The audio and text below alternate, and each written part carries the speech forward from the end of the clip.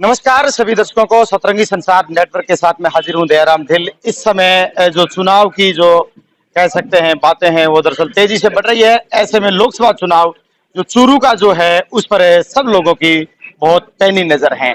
एक एक कांग्रेस पार्टी के एक बहुत बड़े लीडर हमारे साथ हैं। आप सूरतगढ़ से विधायक हैं डूंगराम गेदर, आप मंत्री भी हैं। दरअसल आज रामगढ़ पधारे, उनसे हम बातचीत करने वाले हैं। सबसे पहले आपका धन्यवाद सर, चैनल पर आप पहली बार जुड़े। धन्यवाद, बहुत बहुत धन्यवाद, आपका भी बहुत बहुत धन्यवाद। जिस तरह से सूरतगढ़ में आपने चुनाव लड़ा दरअसल और लोगों के बीच गए, तो पहले ये एक बुनियाद तैयार आपने कर दी थी, क्योंकि हम भी वोटरों से वहां मिले थे। वो कह रहे थे कि हमारा एक सच्चा सिपाही है, उसको हमने आगे लाया है, हमारी क्लियर जीत है।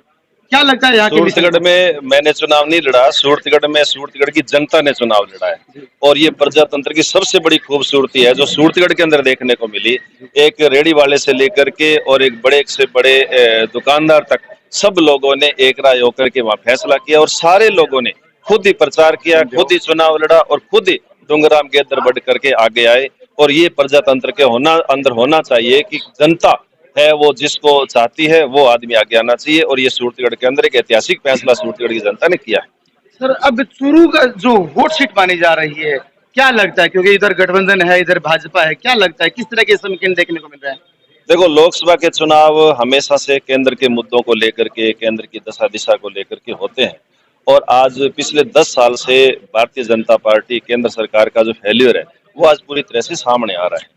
और ये जो हमारी बेल्ट है, चाहे गंगानगर हो, चाहे हनुमानगढ़ हो, चाहे बीकानेर हो, चाहे चूरू हो, चाहे सीकर जोन हो, ये टोटल बेल्ट किसानी आंदोलन से जुड़ी हुई बेल्ट है। यहाँ हमेशा से किसानों के आंदोलन बड़े पैमाने पर रहे हैं और किसानों के साथ जो व्यवहार किया गया है वो व्यवहार आज जग जाहिर है। किस तरह से भारतीय जनता पार्टी ने, इससे पहले भी बहुत सारे आंदोलन हुए हैं, इससे पहले भी बहुत से किसान और अलग अलग दलों के लोग, अलग अलग संगठनों के लोग दिल्ली गए हैं, बड़े पैमाने पर गए हैं, लेकिन उनके सामने किले बिछाना, उनको हाईवे को जाम करना, टैंकर सामने लगाना, पानी की बौछारें उन पर डालना, आंसू गैस उन पर छोड़ना, इस तरह का आज से पहले कभी भी नहीं हुआ। तो इसलिए आज पूरा का पूरा किसान, पूरा का पूरा मजदूर, पूरा का पूरा जो व्यापारी वर्ग है वो इस बात को समझ चुका है कि भारतीय जनता पार्टी की जो सरकार है वो हमारे वायदों को पूरा नहीं करके हमें गुमराह कर रही है। और इसलिए पूरी जनता का मूड बदला हुआ है। राजस्थान के अंदर एक ऐतिहासिक चुनाव ये होगा और ऐतिहासिक फैसला राजस्थान की जनता करेगी। और कांग्रेस और इंडिया गठबंधन के पक्ष में एक ऐतिहासिक फैसला राजस्थान की जनता की तरफ से आने वाली 19 तारीख और 26 तारीख को आएगा। तो जी, राजस्थानी भाषा का एक बड़ा मुद्दा है जिस पर काफी चर्चाएं दरअसल हो रही है, और सूरतगढ़ एक आधार राजस्थानी भाषा का खड़ा है। वहां से कई सारे साहित्यकार आगे आ रहे हैं। उसमें आपका राजस्थानी भाषा को लेकर के मैं जब विधायक बनकर गया तो शपथ ग्रहण करनी थी। मैंने सबसे पहले हमारे विधानसभा अध्यक्ष से कहा था कि मैं राजस्थानी भाषा में शपथ लेना चाहता हूँ।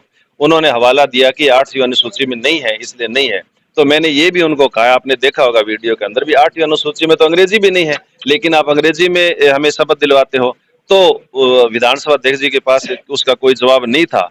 तो इसलिए हम लोग चाहते हैं कि राजस्थान के अंदर राजस्थानी भाषा को 8वीं अनुसूची में शामिल किया जाए, इसको मान्यता मिले, ताकि हम लोग, हमारी जो मुंह बोली भाषा है वो मायड़ जो भाषा है वो आगे बढ़ सके। और उसके अंदर जब हमारे यहाँ राजस्थान के अंदर कितने इंस्टीट्यूट बना रखे हैं, जब हमें पढ़ाया जाता है कॉलेज से लेकर के यूनिवर्सिटी तक जब पढ़ाया जाता है, आप इसमें PhD करवा रहे हो राजस्थानी भाषा में, संस्थान कितने खोल रखे हैं, उसके बावजूद भी मान्यता में रोड़े अटकाए जाते हैं, ये दुर्भाग्यपूर्ण है।